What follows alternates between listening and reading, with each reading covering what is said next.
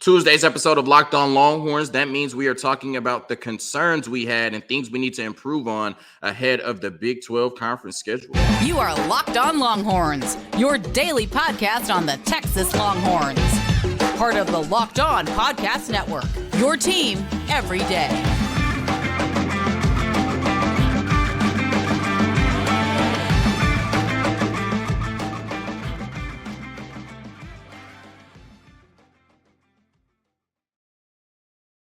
Locked On Longhorns, the show. Jonathan Davis, your host. Today's episode of Locked On Longhorns is brought to you by Gametime. Download the Gametime app, create an account, use code Locked On College for $20 off your first purchase. Now, today's episode of Locked On Longhorns is Tuesday. We talk about the things that were concerning, the things that weren't ideal, that need to be fixed heading into conference play against Baylor on Saturday. In the second segment, I'm ranking the top half of the Big 12, your favorite conference that can't count, the top 7 teams in the conference heading into conference play. And then a great weekend of NFL action. We recap every game on today's show. All of that and more on today's episode of Locked On Longhorns, part of the Locked On Podcast Network, your team every day. We are heading into conference play. You know, I talked about yesterday on the podcast how the offseason goes by so slow, and then you get into the season and it's just boom, right? Like speed racer. And we're 3 weeks in already heading into conference play. But it's a blessing. Our favorite football team is ranked number 3 in the AP poll, and they are 3-0, at this point for the first time in over a decade, and, hoping that continues into the meat of their schedule. So talking about what I didn't like and what I think we can improve on heading into conference play. So the first thing I didn't like from Saturday is the 6 penalties for 40 yards. If we remember in one of Steve Sarkisian's media availability from fall camp, he talked about really wanting to hone in on penalties and turnovers, right? And we talk about how, Texas is, one of the most talented teams in the country. This might be the most talented team at Texas since the Mac Brown era. And I think that they're probably more talented than every team they line up against this year, right? Even when I look at Alabama now, the way they played against us in USF, I would have to say Texas is probably the more talented team and has more depth and talent within that depth, right? But the great equalizer is penalties and turnovers. If you're more talented than every team you go against, then you should win the majority of your games. But how do other teams stay in the game? Mistakes on your end, penalties and turnovers. And now against Rice and Wyoming, we've had 11 penalties for 80 yards. We've given up 11 penalties and 80 free yards to Rice and Wyoming. But we came out against Alabama and we were disciplined, right? So I don't understand, if the team is playing up or down to the competition. If that's what it is, maybe it could be, right? They're human. They're teenagers. It could happen. But they've shown the ability to be disciplined and not commit unnecessary penalties, right? Because they did it against Alabama in the biggest game of the year. So why at home against Rice and Wyoming are we getting sloppy and undisciplined? They had 3 false starts, which is crazy, in one game, 2 by Hayden Conner, 1 by Christian Jones. You had a pass interference by Terrence Brooks. I didn't think it was pass interference. DKR didn't think it was pass interference. I'm sure if you were watching at home, you didn't think it was pass interference, but nonetheless, it was called. That was 15 free yards. We had an illegal substitution and then an offsides for Vernon Broughton. That was with 3 minutes left in the game. It didn't necessarily matter, but it's still a penalty. It still shows up on the stat sheet, and you do that in a closer game. You know what I mean? It could be the reason you lose. So you have to be more disciplined. They've shown the ability to do it against Alabama. So they need to treat every game like it's against the Alabama Crimson Tide, because 40 yards of penalties against Rice and Wyoming is unacceptable. And you do that against a better team, it could be the reason you're going home sad. I want to talk about Quinn Ewers next. And I've done making all of these grandiose statements about Quinn Ewers, right? I've come on here after the Oklahoma game last year and said he was a top 5 quarterback. I've come on here after the Rice game this year and said, how often have we seen special from Quinn Ewers? Then I came on here after the Alabama game and said he validated himself, and he validated that 5-star rank. Right. And then he goes out here and completes 52% of his passes against Wyoming for 131 yards and looks like a completely different quarterback this past Saturday than he did the Saturday previous to that. Right. So I'm just done making all of these grandiose statements about Quinn Ewers, because he's so inconsistent that I will be inconsistent with my analysis on this podcast if I continue to do that. And like my brother Mark says, one of my loyal subscribers, I gave up the roller coaster rides a long time ago. Right. I got to give up the roller coaster ride on Quinn Ewers. Right. He has been special for 3 games at the University of Texas. He has been absolutely amazing for 3 games at the University of Texas. The 2 games against Alabama and the 1 game against Oklahoma, he was spectacular. The problem is he's played 13 games at the University of Texas. And after 13 games at the University of Texas, he is still completing less than 60% of his passes, 58.7% completion percentage. And I have to venture that Quinn Ewers is probably closer to the 10 games we've seen outside of Alabama and Oklahoma than the 3 games we saw against Alabama and Oklahoma. And that's okay because he's still a really good quarterback, right? And he is a quarterback that can lead the University of Texas to a Big 12 championship this year and a college football playoff. But as far as me, waiting to see Trevor Lawrence or Bryce Young or Caleb Williams or anything like that from Quinn Ewers, I'm just not sure that's going to happen. And at least it won't happen, we know, on a week-by-week basis. When I look at the 10 incompletions he had against Wyoming, I put 6 of them on him, right? I said 6 of them were either bad throws or bad reads. There was a Jonte Cook drop. A.D. Mitchell had already missed his block, so he was going to get tackled in the backfield regardless, but he still did drop the ball. There was a missed slant behind A.D. Mitchell. That was on Quinn. A back foot fadeaway, and there was pressure in his face, so he threw it off his back foot, faded away like he's playing basketball in the end zone. It almost got intercepted when J.T. Sanders was open, had a step. I put that on Quinn Ewers. He had a nice pass to Gunnar Helm that, touched Gunnar Helm's hands, but it was in double coverage. And if 2 people are covering Gunnar Helm, then I would have to venture that somebody is open on the other side of the field, right? So good throw, bad read. I put that on Quinn Ewers. RPO throw to Xavier Worthy. It was really tight coverage. I give credit to the defender on that one. Threw a ball over Jordan Whittington's head on 3rd and 15. There were receivers that were open underneath, but, it was 3rd and 15, so I applaud him for trying to get the first down. But you threw the ball, 3 yards over Jordan Whittington's head. So I put that on Quinn Ewers, right? J.T. Sanders overthrow on a deep one-on-one. I have no problem with him throwing the ball deep, giving J.T. Sanders an opportunity down the field. But if you're going to give him a 50-50 ball, right, the ball has to be in his vicinity. And the ball was 5 yards ahead of J.T. Sanders. So I have to put that on Quinn Ewers. Jordan Whittington had a drop. Looks like he was about to get smoked in the backfield regardless, but he still did drop it. A contested throw over the middle to J.T. Sanders. I don't blame Quinn for that one. I think he thought that he was going to get pass interference. There were a lot of people in DKR that thought it was pass interference. I thought it was football, but I can't blame Quinn Ewers for his line of thinking in that regard. And then he overthrows a wide open Xavier Worthy. I can't remember exactly what the route was, but Xavier Worthy was wide open, and he overthrew him by 5-6 yards. So the inconsistency is what we have seen from Quinn Ewers his whole career. We are now 13 games in, assuming this is his last year. He does not have 13 games left. And I just have to say that, like I said, he's a very good quarterback. He can lead us to a Big 12 championship. He can lead us to a college football playoff appearance. But just like the team needs to treat every game like it's Alabama, Quinn Ewers needs to start treating every game like it's Alabama or Oklahoma if this Texas football team really wants to reach their ceiling. And I just have to say that we're now 13 games in, and at least from my vantage point, I've counted 3 games where Steve Sarkisian has completely taken the ball out of Quinn Ewers' hands, right? Last year in the Iowa State game, you ended the game with an 11-play drive. 9 of them were runs. 1 of them was a screen to Bijan. 1 of them was a 3-yard whip route to Xavier Worthy. Against Baylor, you ran the ball 22 straight times to end the game. Against Wyoming, you had 13 plays to end the game. Only 1 of them was a pass, and it was a screen pass behind the line of scrimmage. Like I said, 13 games through the Quinn Ewers experience. I think he's closer to the 10 than the 3. Another thing I didn't like was the simplicity of the passing offense, right? We talked about having all of these receivers and all of these weapons, and they should be open all over the place down the field. In a lot of instances, it feels like they are, right? And I was at the game on Saturday, and it felt like Steve Sarkisian called a very conservative game, but it was definitely a game plan that should have moved Texas up and down the field.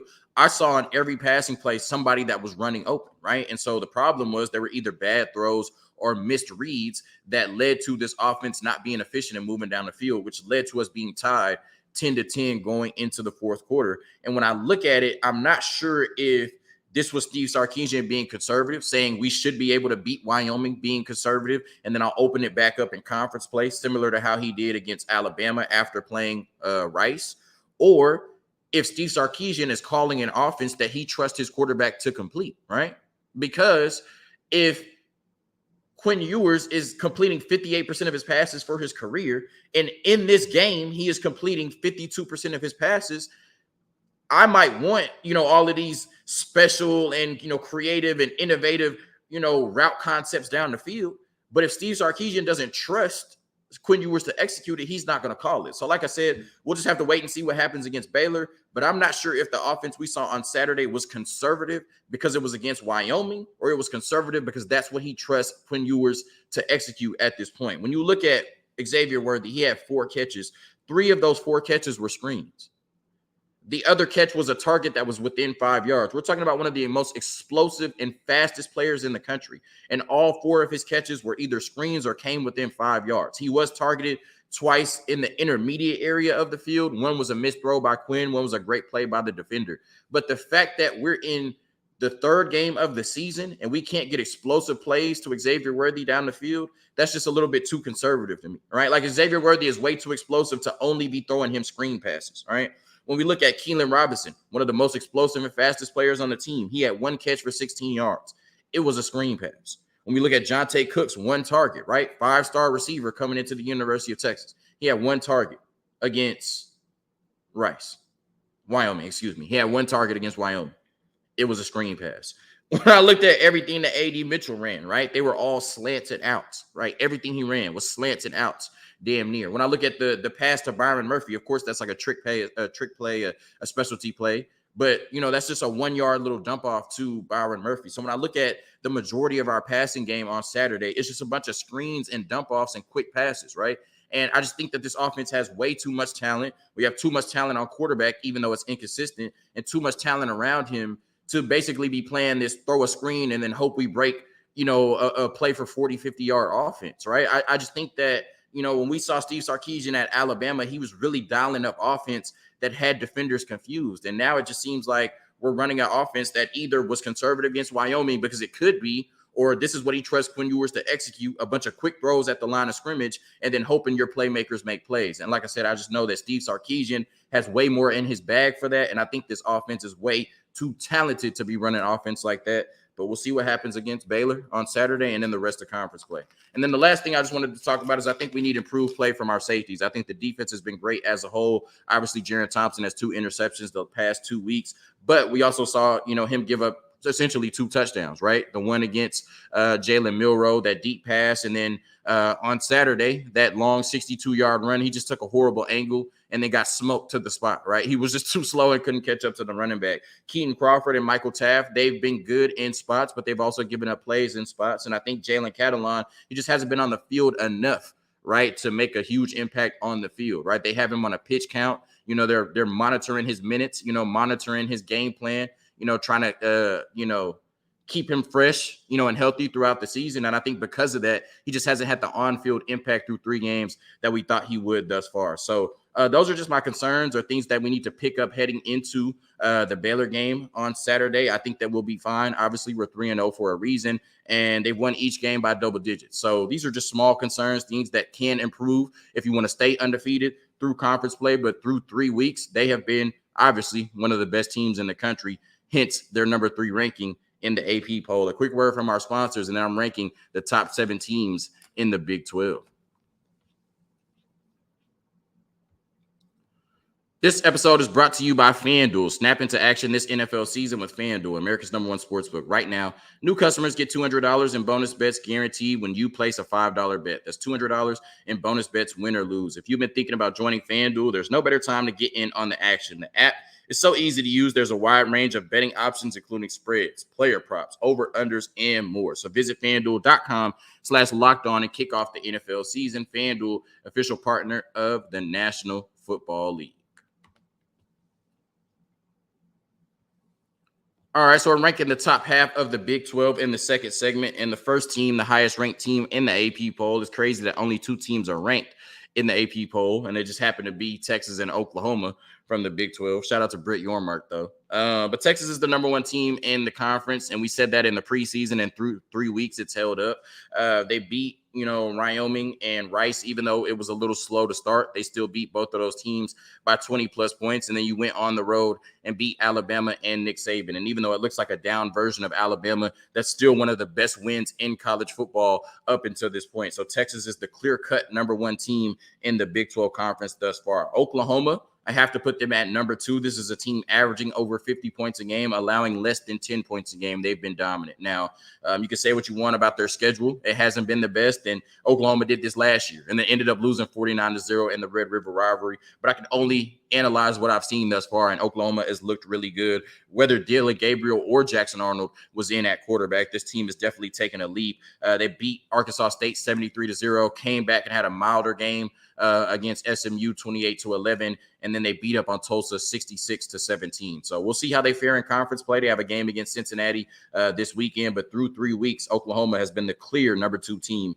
in the conference. I got Kansas at number 3. They're undefeated. They've played a Power 5 team in Illinois. Not sure how good Illinois is, but when teams are scheduling cupcakes, in the non-conference, you have to give them credit for that. And then I think Nevada is a very respectable program as well, right? I'm not sure how good they are now, but that's a team that Kansas went out and played and beat. So they're 3-0, and they have a very high-flying offense with Jalen Daniels and Devin Neal at running back. So I like Kansas as the number 3 team. I didn't think they would be the number 3 team through 3 weeks, but it shows you how disappointing the Big 12 has been thus far. When I look at the number 4 team, I got to put BYU in there, right? They came out the gates a little shaky, only beating Sam Houston State 14-0. But since then, they've kind of rolled, right? I can't remember who they played the second week. I think it might have been Utah State. They won that game 41-14. And then one of the more impressive wins in college football through 3 weeks, they went on the road to Arkansas, Fayetteville, and they won that game 38-31, right? Even if Arkansas isn't one of the top teams in the SEC, I think that's a hell of an environment to go in and win in. And we all know that because we remember that Texas game in 2021. So shout out to BYU. They're undefeated at this point. I got them as the number 4 team in the Big 12. All right, now I'm putting TCU in. UCF is undefeated. I have them in my top 7. But I put TCU in with 1 loss, right? Look, we got to stop making it about TCU. Look at Colorado. They are 3-0. They are clearly better than everybody thought they were. And TCU scored 42 points in that game. And since that game, they have rolled their next 2 opponents. So I think TCU is a really good team. They just ran into a buzzsaw in Colorado, and they also threw 2 red zone interceptions and missed 2 field goals themselves. So even as bad as TCU played in week 1, they should have beaten Colorado. Since then, they've rolled. I've long said that, of course, TCU is not going to be a college football playoff national championship contender like they were last year, but this team is still really good and still better than a lot of people think they are. People were talking about 6-7 wins coming into the season. I think this is more of an 8 on the low end, 9-win team. TCU is going to give Texas trouble when they play in Fort Worth, but I got TCU as the 5th best team in the conference right now. Kansas State, number 6. That was a disappointing loss as a top 15 to Missouri, top 15 team to Missouri. Missouri is undefeated, so maybe they're building something special, over there in the SEC. But that's still a game Kansas State should have won, and they did lose it on a 61-yard field goal. Maybe they could have won it in overtime, but nonetheless, this just doesn't look like the same Kansas State team. They beat up on their non-conference, and then, as soon as they played a formidable opponent, they looked a lot less explosive, right? And maybe they missed Deuce Vaughn, who is now playing for my #Cowboys. So I still think that Kansas State is a really good team. I do still think this is, of course, a team that Texas cannot look over when we play them in DKR later in the year. But after losing to Missouri in the 3rd game of the season, I definitely had to knock Kansas State down in my rankings. And then the 7th is UCF, right? They had a tough game against Boise State their 2nd week, but weeks 1 and weeks 3, they absolutely blew out their opponent. And if you listen to the podcast, I love John Reese Plumlee. He plays quarterback. He plays baseball, just an all-American man. So those are my top 7 rankings right now. The top half of the Big 12, Texas, Oklahoma, Kansas, BYU, TCU, Kansas State, and UCF. I will update this weekly as we head into conference play. A quick word from our sponsors, and then I'm getting out of here recapping all the NFL action from the weekend. Today's episode is brought to you by Gametime. Forget planning months in advance. Gametime has deals on tickets right up to the day of the event. Get exclusive flash deals on tickets for football, basketball, baseball, concerts, comedy, theater, and more. And with the Gametime guarantee, you'll always get the best price. If you find tickets in the same section and row for less, Gametime will credit you 110% of the difference. Snag the tickets without the stress with Gametime. Download the Gametime app, create an account, and use code LOCKEDONCollege for $20 off your first purchase. Terms apply. Again, create an account and redeem code LOCKEDONCollege for $20 off. Download Gametime today. Last minute tickets, lowest price guaranteed. All right, it's time for our NFL roundup. 16 games over the weekend. We go through all 16. The Eagles beat the Vikings 34-28. On Thursday, this was a game that the Eagles were up on, pretty early, and then the Vikings kind of made a comeback. This is just a Vikings team that doesn't play defense. It can't run the ball, right? And it's funny because of the narrative throughout Kirk Cousins, his whole career is that he was good, but not good enough. But now he's on a Vikings team that relies on him to be special weekly to win games, right? That's how ironic is that. And this is a team that went 11-0 in one-score games last year. You knew some regression was coming. And I think now they are 0-2 in one-score games to start the season. So the regression came fast. Raiders against Bills. The Raiders had the pleasure, I guess, or the luck of playing the dysfunctional Broncos, who can't figure out what they are in week one. And they snuck out a win. But then they played the Bills, who were mad coming off that Jets loss where Josh Allen turned the ball over 4 times for absolutely no reason and lost to Zach Wilson. They came back out, got it together, beat them 38-10. And the Raiders, I saw Devontae Adams went down with an injury. Chandler Jones might have CTE right now. I shouldn't even said that. That's not funny. But he's if you follow the NFL, you've seen what he's been putting on social media. There's a lot going on in Vegas, right? But it is Vegas. The Ravens beat the Bengals 27-24. The Bengals made a late push, but I'm just not sure what's going on with this offense right now, what's going on with this team. They're just out of sync, starting off 0-2. And Joe Burrow looks like he re-injured his calf, so I'm not sure how healthy he'll be moving forward. And then the Ravens, I really like Lamar Jackson in this new offense. Todd Monken came over from Georgia, and he's really done a good job of giving Lamar Jackson some easy reads and making him comfortable. And then he did a good job at the end of that game of using his legs to really secure a victory. And like I said, the Bengals came on late, but the Ravens are too good to play 30 minutes of good football against and think you're going to come out with a victory. So 2-0 for the Ravens, 0-2 for the Bengals. Looks like that division is going through Baltimore at this moment. Chiefs 17 over the Jaguars 9. We just haven't seen an explosive offense from the Chiefs yet. I think it'll get better. They do have Patrick Mahomes. They do have Travis Kelce. Hopefully some of those other players around them can make plays, but that offense has been pretty docile through 2 weeks. But the defense has been really good through 2 weeks as well, right? They limited the Lions, even though the Lions won, and then they held Trevor Lawrence and the Jaguars to only 9 points, right? This is the time where we should start to, be seeing that next step from Trevor Lawrence. And for him to not score a touchdown against the Chiefs was very disappointing. But that is a good Chiefs defense, an underrated Chiefs defense. But I think the story is the Chiefs offense not being able to score and the Jaguars offense under Trevor Lawrence not being able to score. The Chargers 24, Titans 27. Brandon Staley might be on the hottest seat in the NFL. We talked about all the time Justin Herbert not being a leader coming out of Oregon, being super talented, but being an introvert. And maybe that's a reason that they're losing. Maybe that's a reason that he has either a losing record or close to a losing record, right? Because it just doesn't make sense that a team with all of that talent, a team with a generational talent at quarterback in Justin Herbert is 0-2 now, blew a 20-point lead in the playoffs and just cannot win games consistently, right? Like I said, Brandon Staley is on the hot seat, but Justin Herbert deserves some blame. Even though he had a great performance on Sunday, the whole team deserves some blame. And it just seems like there's a culture problem because there should not be a team this talented in the NFL that essentially is a 500 football team week in and week out and finds creative ways to lose week in and week out. But shout out the Titans, man. You know what I'm saying? They just like if the Chargers find ways to lose, the Titans damn sure find ways to win, right? It's crazy. They're always in the games, even with Ryan Tannehill at quarterback. Packers 24, Falcons 25. The Falcons, they're fun, man. They're fun to watch. And of course, you're a Longhorn fan, so you're keeping up with Bijan. He was special on Sunday. Falcons 2-0, right? 2-0. The Atlanta Falcons making some noise in that division. The Buccaneers and the Saints look good as well, too, though. So we're going to have to see. Seahawks 37, Lions 31. This was a really good game.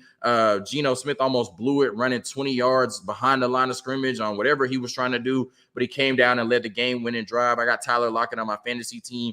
Game-winning touchdown catch, Tyler Lockett. 2 touchdown Tyler Lockett on Sunday. I'm 2-0 in fantasy, and he's one of the biggest reasons why.